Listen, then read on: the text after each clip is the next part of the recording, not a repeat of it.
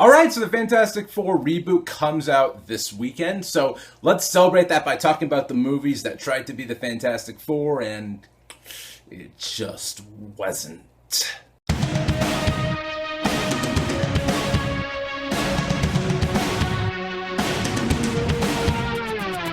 Fantastic Four, as in the 2005 version, not the version that's coming out this weekend. So Fantastic Four is a movie that's basically about the Fantastic Four. You know, Mr. Fantastic, the Invisible Woman, the Thing, and the Human Torch. And this came out in 2005. It's literally 10 years ago.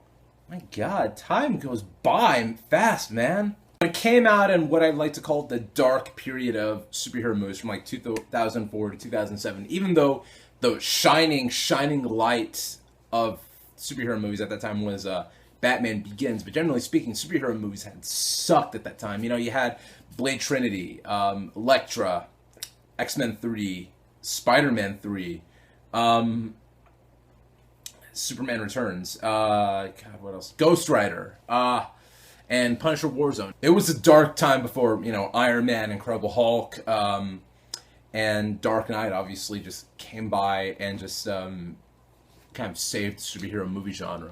So Fantastic Four is all about like a group of 5 scientists who go to space, and their ship gets hit by like a space cosmic storm that they're studying on. It gives them all superpowers. It gives them like powers to like stretch, turn invisible, have a rock body, and you know, be on fire, and also gives like the other guy another person who's the bad guy, you know, Doctor Doom, the power, sort of like metal skin and everything like that. Basically, your standard superhero movie origin story, you know, type of movie. How bad is this movie? Oh God, this movie is fucking awful. All right, I'm gonna talk about at least the pros of this movie, or at least I guess the only pro of this movie, and that's Chris Evans as Johnny Storm.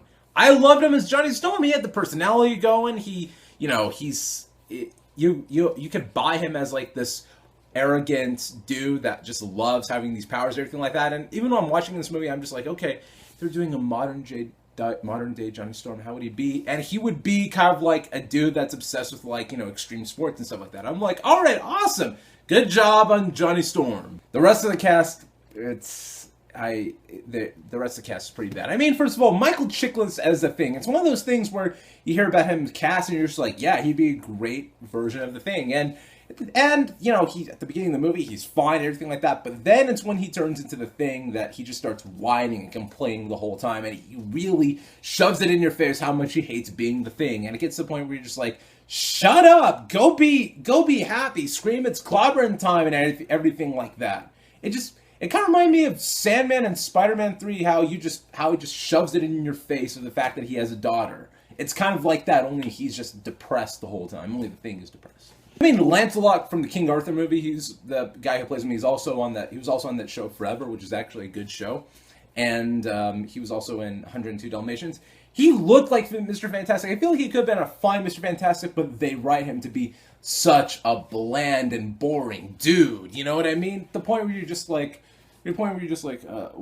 you bore me, man. You're kind of a buzzkill. I don't care. But the worst casting, I think it's also one of the biggest superhero miscasts of all time, and that is Jessica Alba as the Invisible Woman. Now, let's get this out of the way. Jessica Alba is really, really hot. And especially in the early to mid 2000s, Jessica Alba was the chick that you would just put on anything and people would just want to go see it because, you know, she's Jessica Alba. And I feel like that's why they cast her in this movie, because they're just like, well, we need to get teenage boys in the seats. They're going to go see it if Jessica Alba's in it and she's wearing like tight blue spandex. So we're going to get her in there.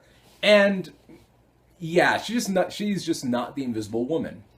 Because for one, the Invisible Woman's a lot older. And the thing is, Jessica Alba was like 23 when they started filming. She was the same age as Chris Evans, which is a bad sign considering the fact that she's supposed to be a whole lot older than Johnny Storm, and they made Jessica Alba be at the same age as Chris Evans. And that's just stupid. I kind of felt like you needed an actress who was a little bit older, who could have that commanding presence that Sue Storm does have in the comic books. And even when Jessica Alba tries to do that commanding presence in the movie, it comes across as really, really forced, and just, it doesn't seem natural. Jessica Alba is an actress that she's just not a good actress. She's only cast just basically because she's extremely hot, you know, and that's the truth. And Jessica, and granted, Megan Fox took over her position, but still, it was like in the early to mid 2000s, Jessica Alba was just cast basically because she was hot. And every single time in the movie where she's like trying to be all serious and everything like that, she overacts the living hell out of it. You know what I mean? She just overdoes it. And I kind of felt like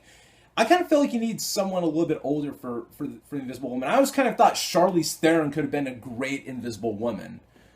But no, instead they get Jessica Alba. You know, I guess we'd have to live with that. But it is, without a doubt, one of the worst castings I think I've ever seen for a superhero movie ever. And Julian McMahon as Dr. Doom, it's one of those things where, like, he could have been a really great Dr. Doom. He had the look, he had the persona, but the thing is, they write him to be such a cartoon character.